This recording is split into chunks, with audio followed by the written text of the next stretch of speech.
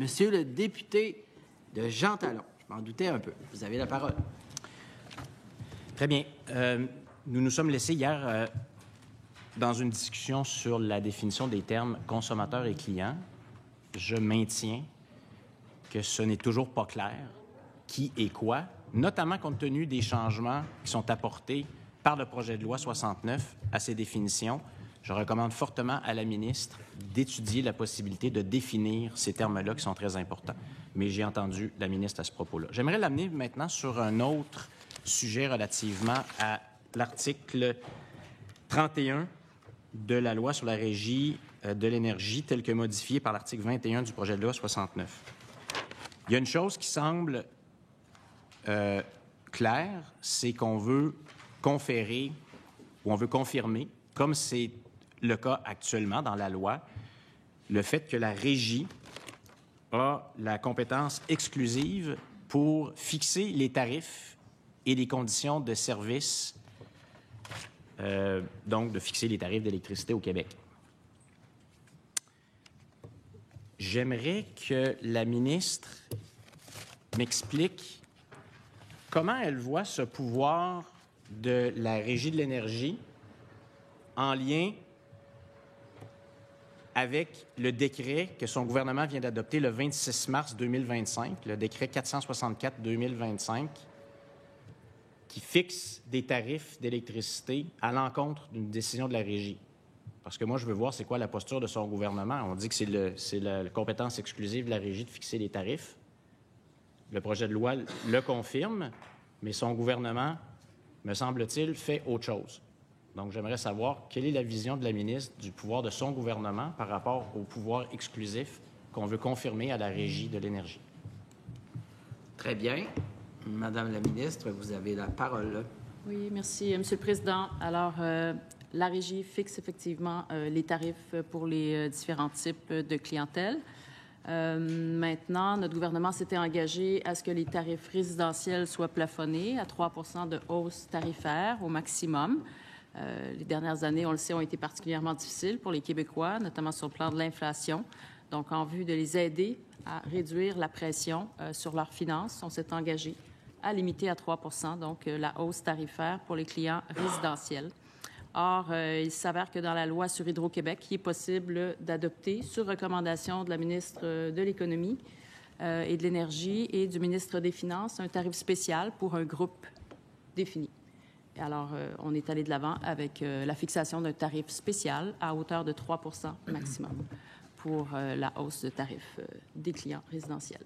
Merci. Merci, Madame la ministre. Monsieur le député de Jean Talon. Oui, il y a ce que le gouvernement dit et il y a ce que le gouvernement fait. Et je note dans le décret qui a été adopté le 26 mars 2025 que, de fait, le gouvernement s'appuie sur l'article 22.0.1 de la loi sur Hydro-Québec qui parle d'un contrat spécial pour dire que dans des cas bien précis, le gouvernement, là, il identifie un contrat spécial, puis là, il fixe un contrat spécial. Mais le décret en question, là, il identifie en réalité tous les consommateurs domestiques abonnés à son service de distribution d'électricité. C'est écrit dans le décret. J'aimerais que la ministre m'explique en quoi l'ensemble des contrats signés pour les consommateurs domestiques abonnés à son service de distribution d'électricité, en quoi c'est un contrat spécial. Parce que ma question est la suivante, en fait, pour que les gens nous comprennent. C'est que si le gouvernement est en train de confirmer un article dans la loi, dans le projet de loi 69, mais qu'en réalité, il se donne le pouvoir par décret de constamment contourner ce que ses propres lois disent et ce que son projet de loi 69 dit, à quoi ça sert notre travail. Alors, je veux savoir en quoi c'est un contrat spécial, tous les contrats des consommateurs domestiques d'électricité au Québec. Monsieur le Président. Donc voilà, je tiens à rappeler qu'on n'affecte pas l'indépendance de la Régie avec le décret qui a été pris. La Régie a fait sa cause tarifaire au complet à partir du moment où il y a eu le dépôt par Hydro-Québec de sa demande. Donc, il y a une intervention temporaire après coup qui est survenue du fait de l'adoption du décret, donc sur recommandation du ministre des Finances et de moi-même. Et ce décret-là n'affecte pas, en fait, les autres clientèles dont le tarif est fixé par la Régie. On respecte les calculs de la régie. Maintenant, on fait une aide ponctuelle pour faire en sorte de respecter notre engagement en tant que gouvernement. Comme je le rappelais, c'est important, très important pour nous de garder la hausse tarifaire pour les clients résidentiels à un maximum de 3 %. Peut-être que pour les autres formations politiques, ce seuil de 3 % n'a pas lieu d'être, puis ils voudraient que les clients résidentiels soient tarifés bien davantage, mais ce n'est pas notre approche. Les Québécois ont besoin d'être soutenus au niveau de la pression inflationniste qu'ils ont connue ces dernières années, et c'est une des voies par laquelle on procède. Merci. Très bien. Monsieur le député Jean Talon. La question est de savoir si on a besoin de garanties additionnelles dans la loi, parce qu'avec le texte actuel et celui que vous proposez dans le projet de loi 69, ça ne vous empêche pas de contourner la régie en vous appropriant un pouvoir exécutif de faire autrement que ce que la régie décide. C'est ce qui vient de se passer avec votre décret 464 du 26 mars. Et vous vous appuyez là-dessus sur une disposition d'exception de la loi sur Hydro-Québec, qui est l'article 22.0.1, qui dit que, sur recommandation du ministre ou du ministre des Finances, la régie peut fixer à l'égard d'un contrat spécial, une autre tarification. Ça, c'est votre assise juridique. Votre décret fixe des tarifs différents de ceux déterminés par la régie pour les catégories tarif D, tarif DP, tarif DM, tarif DT, tarif photosynthèse et végétaux, option de crédit hivernal, Flex D, DN, le réseau d'Inukjuak, puis crédit d'alimentation au tarif domestique. Est-ce que vous pouvez m'expliquer qu'est-ce qui reste comme tarif pour la clientèle domestique du Québec?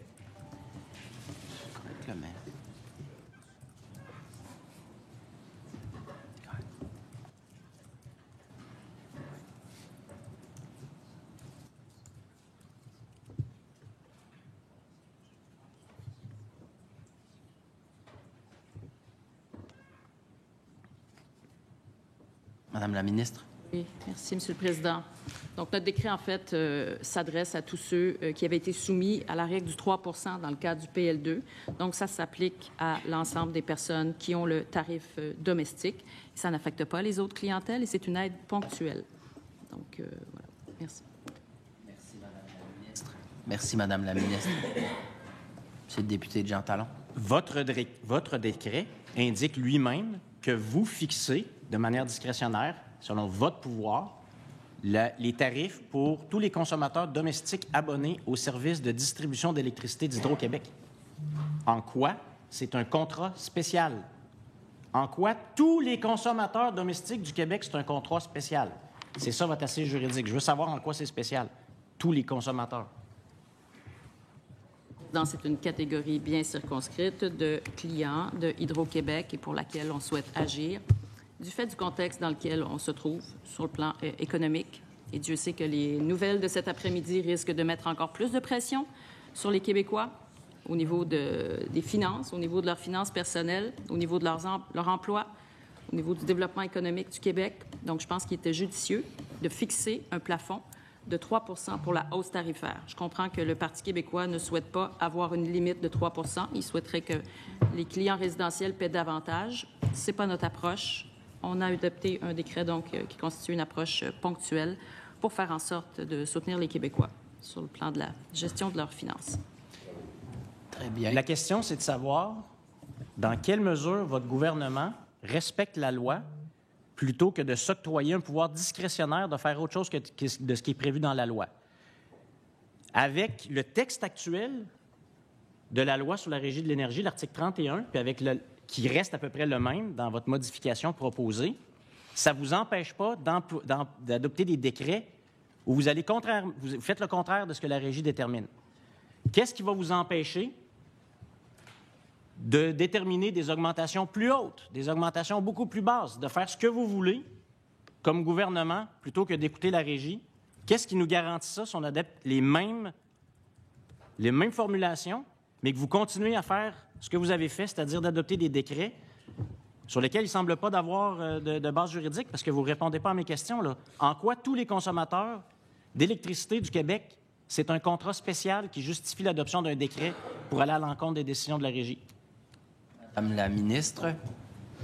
Oui, Monsieur le Président. Donc, on a adopté ce décret sur la base du pouvoir qu'on a en vertu de la loi sur Hydro-Québec qui permet à la ministre de l'Économie et de l'Énergie et au ministre des Finances d'adopter un tarif particulier à travers un contrat spécial. Et c'est ce que l'on fait pour les clients résidentiels pour les raisons que j'ai évoquées tout à l'heure. Merci. Très bien. Monsieur le député de Jean Talon. Est-ce que vous êtes capable de me citer une décision de la Régie de l'énergie ou une quelconque autre base juridique à l'effet que les consommateurs domestiques abonnés au service de distribution d'électricité d'Hydro-Québec dans leur entièreté, c'est un contrat spécial au sens du paragraphe 2, ou en fait de l'alinéa 2 de l'article 22.0.1 de la loi sur Hydro-Québec?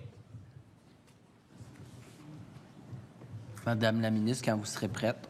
L'article permet, Monsieur le Président, de déterminer un tarif pour une catégorie particulière de consommateurs et c'est le gouvernement qui définit quelle est cette catégorie particulière de consommateurs. Alors, c'est exactement ce que l'on a fait. On a défini un groupe, catégorie particulière de consommateurs pour lequel on adopte un tarif de manière ponctuelle en vue d'aider les Québécois. Parce qu'une hausse des tarifs d'électricité serait bien malvenue dans le contexte actuel s'il advenait que les Québécois paient bien davantage que 3 puis c'est ce que propose le Parti québécois. Ce n'est pas notre approche. Merci. Très bien. Monsieur le député de Jean Talon. Donc, vous dites, malgré les termes clairs de ce que vous proposez au projet de loi 69 à l'article 31, qui dit que la Régie a la compétence exclusive pour fixer les tarifs et les conditions de service. Ce que vous faites, c'est qu'en réalité, vous gardez le pouvoir discrétionnaire de décider, selon votre intérêt électoraliste, de fixer les tarifs, malgré les décisions de la Régie, pour l'ensemble des consommateurs d'électricité du Québec. Puis ça, vous dites, c'est un contrat spécial. Donc, vous vous donnez le pouvoir discrétionnaire de faire ce que vous voulez, c'est ça? Monsieur le député de Gaspé, vous avez demandé la parole. Je vous écoute. Merci, Monsieur le Président. J'inviterai notre collègue à être prudent dans le langage employé. Intention électoraliste, je crois que c'est un peu... Très bien. Très bien, Monsieur le député de Gaspé. Je vais simplement rappeler à tous les collègues, ça va très bien dans l'échange, mais faites attention au choix de mots. Merci. On continue. Est-ce que vous aviez complété, Monsieur le député de Jean Talon? Bien oui, j'attends la réponse de la Parfait. ministre sur l'effet de ces décrets par rapport à la loi qu'elle nous propose d'adopter. Très bien. Madame la ministre. Alors, ça n'affecte pas l'indépendance de la Régie, non plus que son rôle. Les causes tarifaires ont été entendues au complet, tel que prévu. Notre action survient après coup, après les décisions et les conclusions rendues par la Régie. Par ailleurs, on utilise un levier qui est disponible. Donc, c'est un levier qu'on exerce. Merci. Très bien. Monsieur le député de Jean Talon. Donc, très bien.